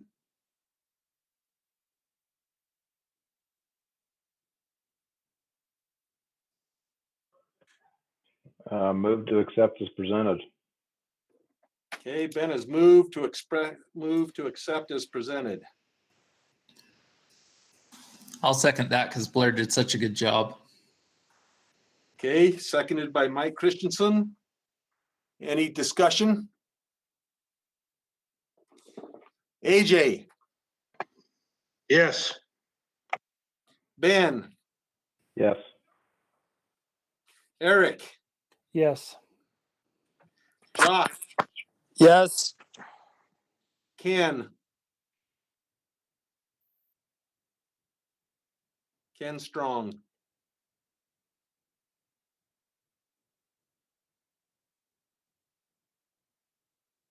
Ken, do you hear us?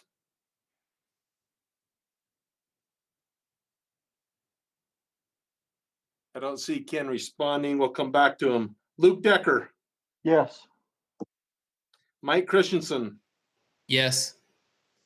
Scott Jensen, Yes. Ken Strong.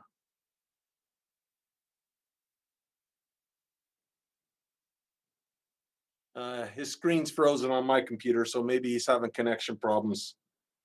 We'll get back to him. As of right now, it's 7 in favor and 1 abstention, but it'll likely be unanimous. Excellent. That brings us to item number 7, the Aquatic Invasive Species Rule Amendment presented by Bruce Johnson. Any questions for Bruce?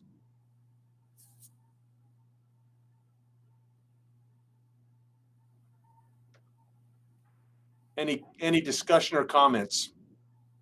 Mr. Chair, if I might give the percentages on those comments that came in. Oh, thank you so much, Jason, for keeping me on track. No problem. So on this proposal for the AIS Rule Amendments, we had 60% were neutral on the proposal and 20% opposed and 20% supported the proposal. And I'm trying to look, Jason, what were the negative comments? There was only one. Yeah, there was only one, and it doesn't say anything other than it opposes the proposal. It doesn't give any comments on why. Oh, there was one about removing a plug when your boat's only been in salt water. Yeah. There was, sorry. Yeah. Yep, you're right. I was looking at the wrong one.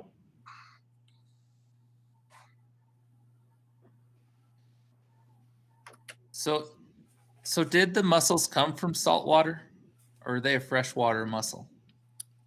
They're freshwater from the Baltic region, and they came over in the big barges and went into the Great Lakes when they released all their ballast water.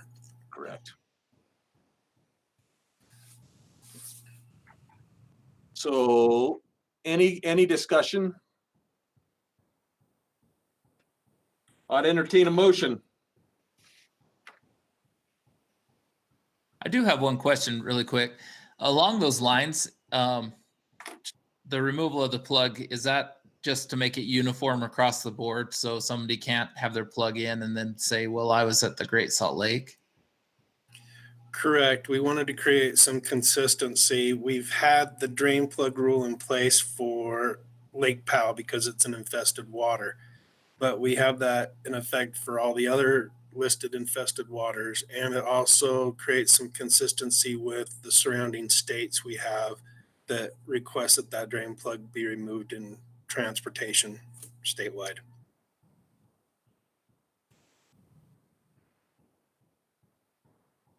Any other comments or questions?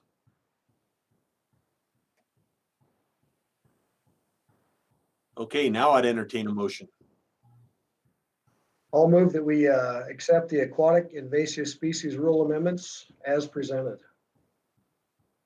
Thank you, Scott. Do we have a second? Second, this is Eric.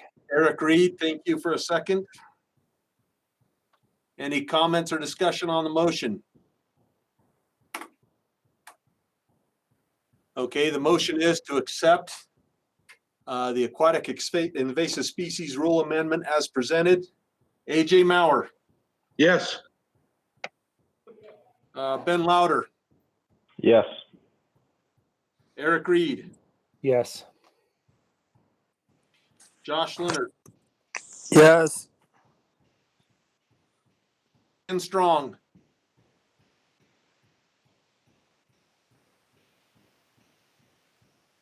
Luke Decker. Yes. Mike Christensen. Yes. Scott Jensen. Yes. It appears Ken's left the meeting, so that's unanimous.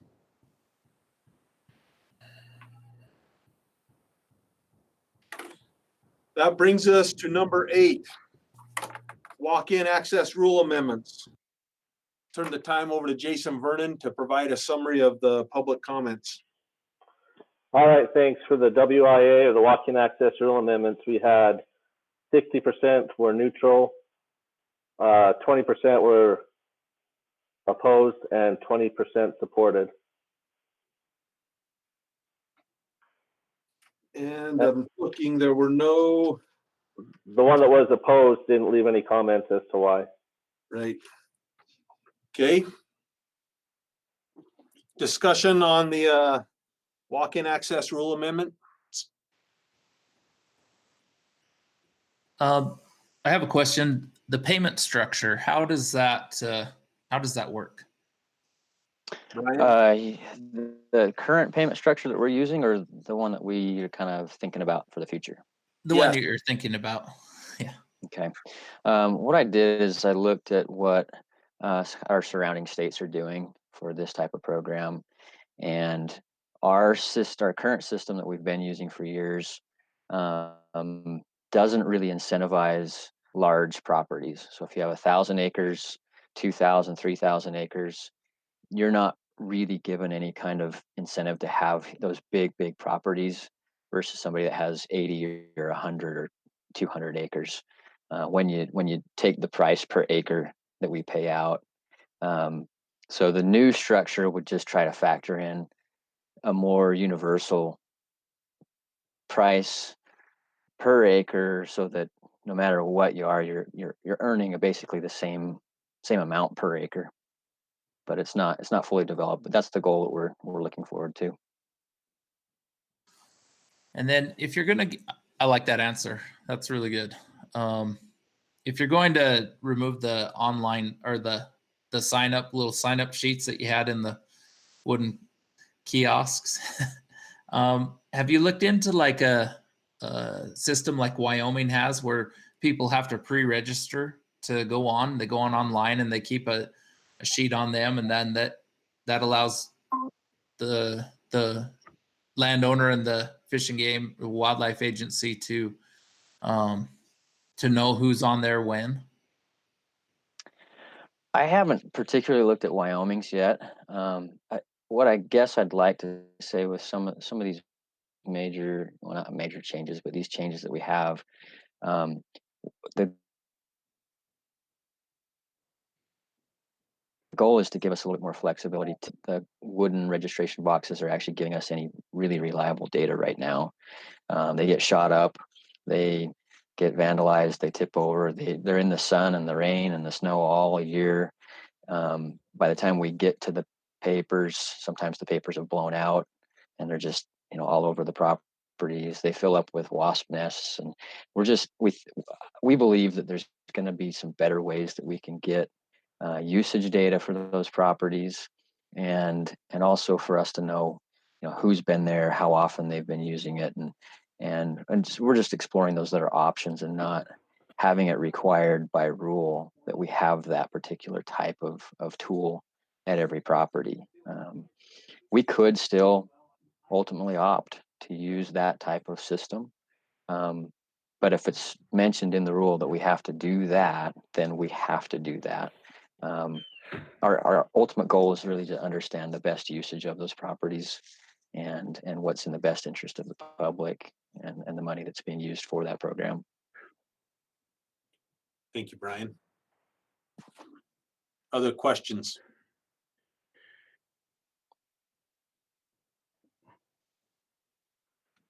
Hearing none, I'd entertain a motion.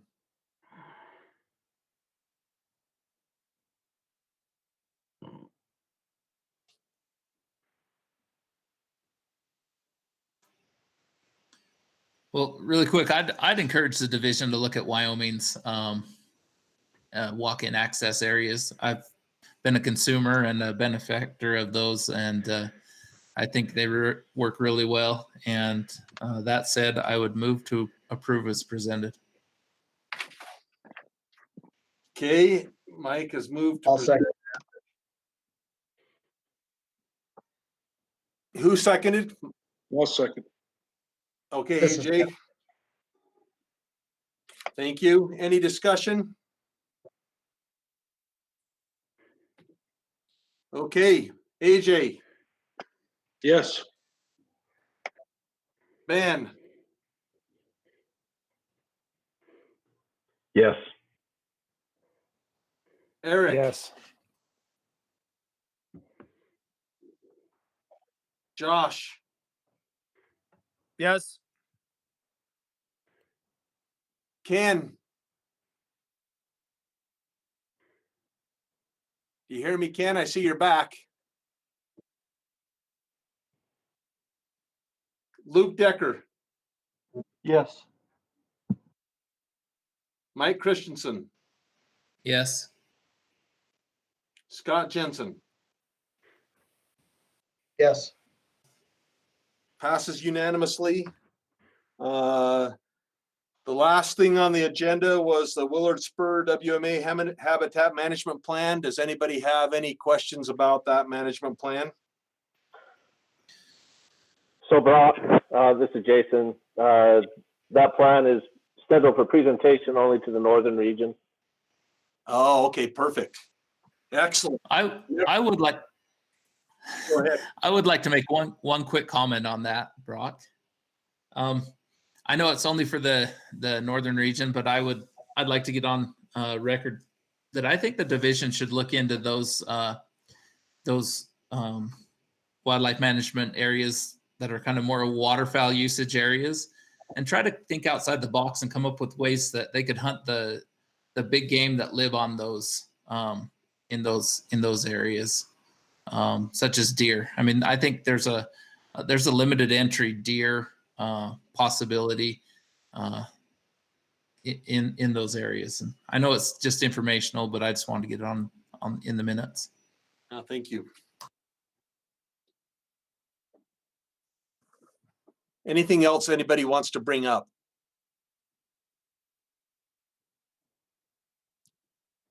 I would entertain a motion to adjourn. So moved. Okay, Ben, motion to adjourn. I need a second. And seconded. Scott. Scott, Ken here, I'll second it. Thank you. How about you? We just raise our hands on this one. Aye. Everybody, I see everybody unanimous. Thanks, everybody. I really appreciate it. I appreciate your time and thoughtful comments and discussion, and I appreciate all your hard work on the committee. Thank And you. we're adjourned.